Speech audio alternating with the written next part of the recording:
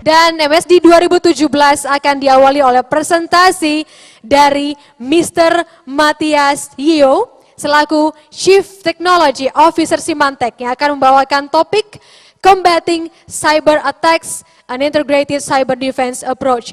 Ladies and gentlemen, please welcome Mr. Matthias Yeo. Being the world's largest pure cybersecurity vendor in the world, we do have a chance to share with our customers, and have a chance to chat with them and ask them what's the most challenging thing you can think about security. And often, many times, they give us the reply that it's very hard to let security be a boardroom discussion. It's very hard to let security to be viewed as one of the most strategic components in the organization. Often, budget is given to IT, and IT, part of it will be part of security. So I was flipping through some of my photos, some of the things that I have been seeing, and I think, how do we reposition security? How do we make security sexy again? Or IT security, cyber security, sexy again? So finally, I found this photo. Have anyone been through New York Times Square before? Anyone? Okay, so this is a place of Times Square 30 years ago. It's a sleazy place. You will not bring your family there. Looking at the videos that they show, and if you see the people on the streets, they are gangs. They are people who are dangerous. And this is not a place you will want to spend your Sunday night. But let's fast forward to 30 years later. How is Times Square like? It has changed. It's vibrant. This is a place that you will hang out with your friends. This is a place that you will meet on a Sunday to say, let's catch up for coffee. Let's go to the latest movie. So what has changed between this 30 years time span? And I would say the word is security.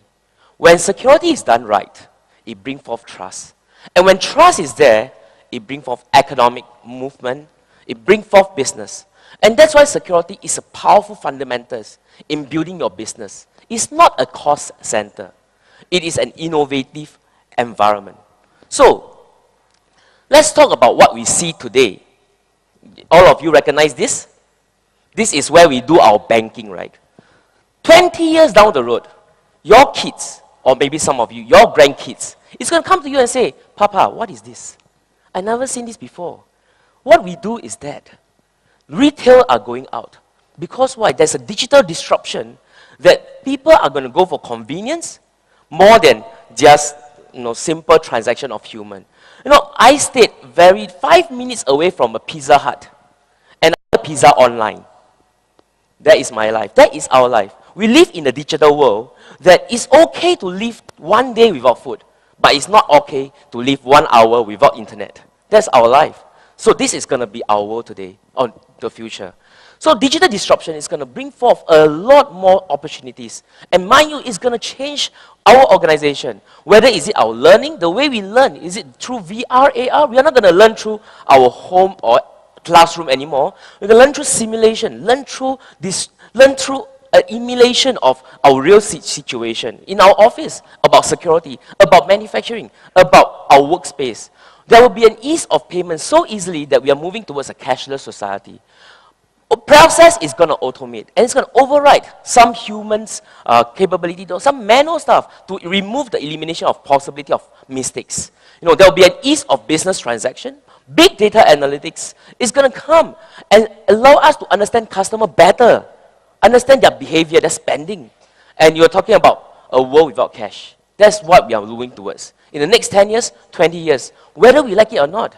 And in fact, there was a study that shown that the data that you collected today, or today and last year, is much more than the data that ever existed in computer world today. Now, what are the shifts then? It's causing us to rethink some of our security from our organization point of view. If you look at it, there will be an evolving network change. The network is going to change. Your network is going to move towards a parameterless world. Are you going to still enhance your IPS, your firewall?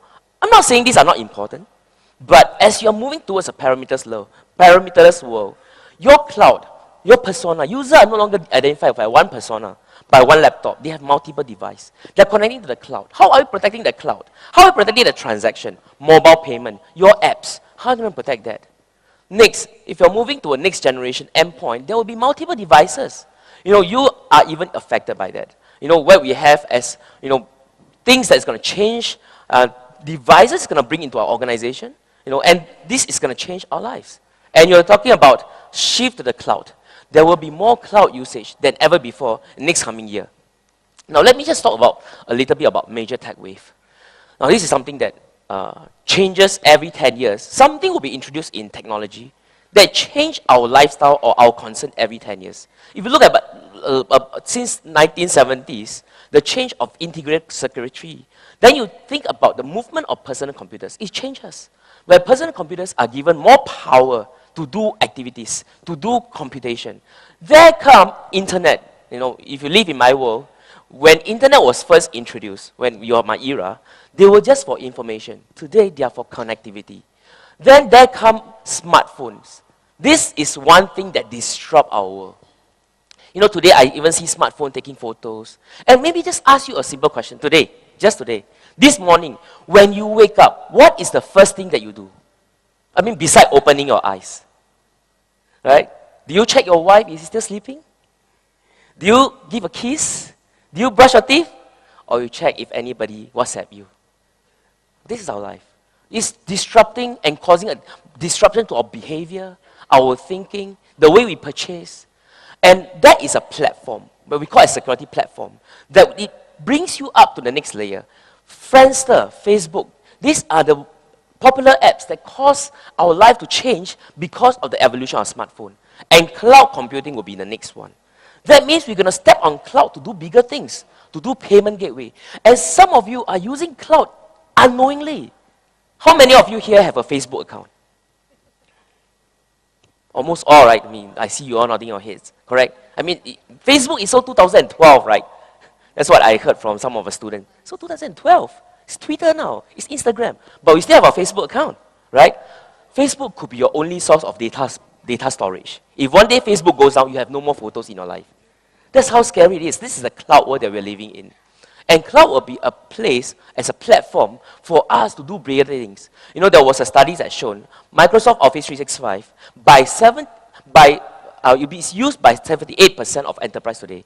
By 2020, your organization will have moved to cloud, whether you like it or not. And it's expected to increase the total budget of cloud in the usage of the world today. Now, with this, I'm not going to sugarcoat some of the things I was seeing. Because of the evolution of technology, hackers find it easier, find it more attractive to start targeting home users, enterprise, or even consumers. We saw about 401 million new malware last year out of the entire 430 million malware that we have seen in our database. Out of that, 89% was seen for the first time, about 357 million. That means even today, just one day of us spending in the conference, we are detecting about 1 to 2 million new malware, never been seen before in the industry. Now, if you talk about financial Trojan, majority of the Trojan, 470,000 Trojan are done by one in the financial world. And there's an increase of financial Trojan in many of the sectors that we live today. Because why? There's a shift of the thinking of the hackers that they're going towards not just simple infection, but they're looking at disrupting the business process. Hackers are more organized. They are more business-oriented. Now they are looking and lurking for business, different of transaction, just like the Swift network. Have you heard of a Swift network attack? So a Swift network attack is the hackers understanding what is a fraudulent transactions, how do they try to create transactions that doesn't exist, and therefore they create a whole new transaction, a fraudulent one, that is undetected by simple security solution. You talk about attacks. You know, in the past, 1 in every 200 emails is infected. But today, 1 in every 131 emails are infected. Hackers are now using emails as a way of target. Now, that is the world that we're living in. With digital disruptions, there comes security. Security have to be there to ensure trust is still continually provided. Let's talk about the traditional technology. Talk about the ATMs. You know, many of us will think that our ATM is pretty secure. But do you know that there is a lot of ATM attacks that we detected in our intelligence database? And is in our ISTR report. That there was an increase that, you know, ATM hack no longer need to have a physical device or physical communication. They can go through it through their backend, through the backend of the ATM, and compromise the ATM machine. Start issuing commands, and the ATM will start spurging money. Now, Taipei police estimated that about 300 million loss just on ATM attack. Now, let's fast forward to the other spectrum of online payment, something new. SMS is not considered secure. There are about an increase of mobile malware to 29% to 7.2 million in 2016. And when we are thinking about how do we automate using mobile as a way to communicate, there was a change in the hackers community. So the question is this: how do we think about security as a whole? How do we see security as end-to-end? The challenge is that in many organizations, security is seen as a hygiene. Like, employee must wash their hands. So long as I'm audited and I'm cleared, I'm fine. And therefore, you lack the passion of security. That we must protect the businesses. It's not just compliant.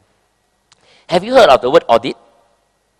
A-U-D-I-T, where all you do is tick.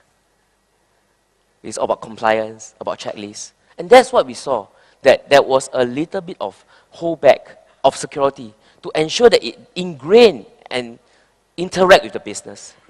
Now, on the second way, the other spectrum, we also see that security individuals are getting fatigue. Fatigue starts kicking in. Why? Best of breed. In one organization, we saw about 15 different technologies, different vendors of security trying to communicate with one another. Too many incidents. When one component says there's a bad, the other component says it's all right. Who do I trust? Too many alerts. Which one gives the most information? Now, one of the things is, sometimes as a security paranoid or security skeptic, right, you want as many incidents as possible. But there's one such thing, when there's too many information or too many incidents, there's no information at all. Because it blinds you. It drowns you with all the complexity, all the incidents that's being alerted. And therefore, we reach this thing called what we call as security plateau. Now, what is a security plateau? It's when you continue to invest in security and no longer give you the incremental value because of fatigue, because of too many things, that the employee are starting to take a step back and just do what is needed, just close the incidents, and there's no more incremental value because technology become a hindrance more than a support. And the plateau effect eventually cause the Cs to have further effect or further change. Or in translation, things work until they don't. And that is what we have seen in security world, where there's too many vendors and too little integration. So when we look at it, we took a step back again, and we saw that this is what is the real world. That there is non-integrated security on one hand. On the other hand, there is no actionable intelligence. Putting all of them together in one big mess, and lastly, it's not aligned to business. You cannot justify your results. You cannot justify the existence. You cannot justify why technology or security have to be integrated. Or maybe you cannot even see the integration portion. And that's why in Symantec, we think, how can we redesign, recreate the entirety, talking about an integrated cyber defense that is aligned to strategy as well as operational. And that's why we draw a line here. We talk about strategy on the top, talk about operational at the bottom. And you look at it, the intelligent design must focus on business objective, must focus on business process, determine what is the anomaly of business. For example, today, you are having a dinner with me. If you can let me know.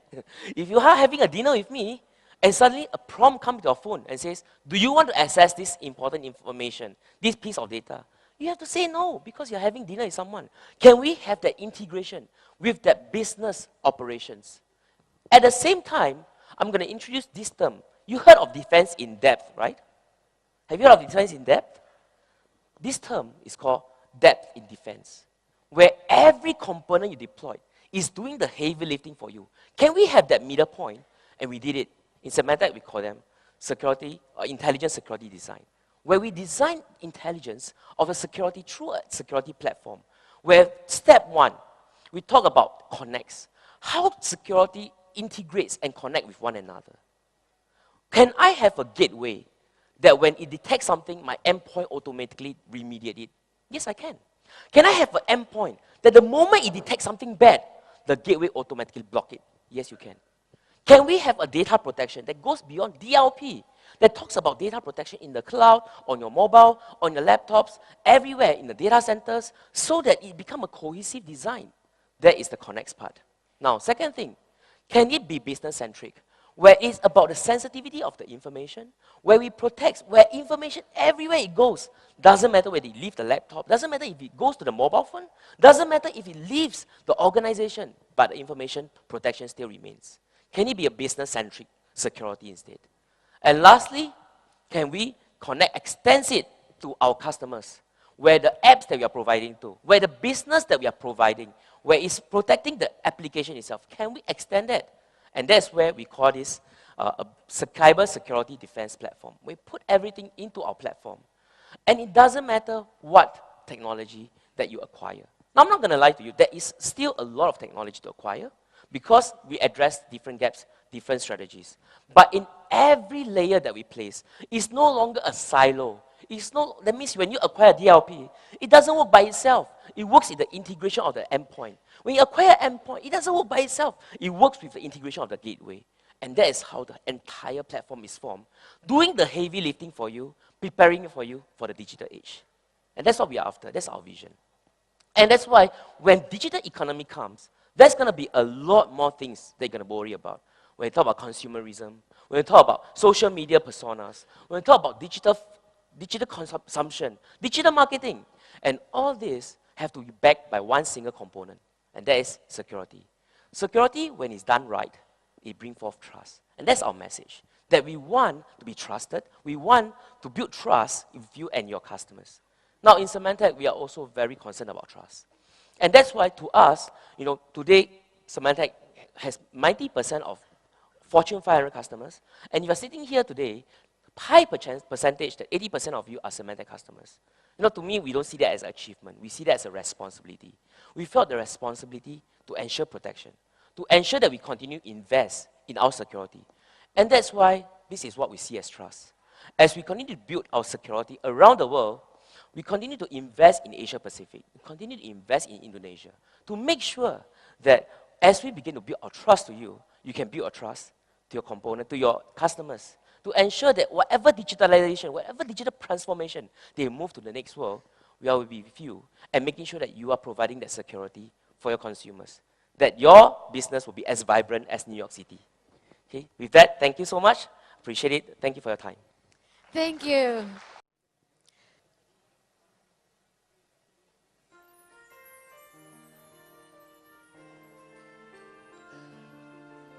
That's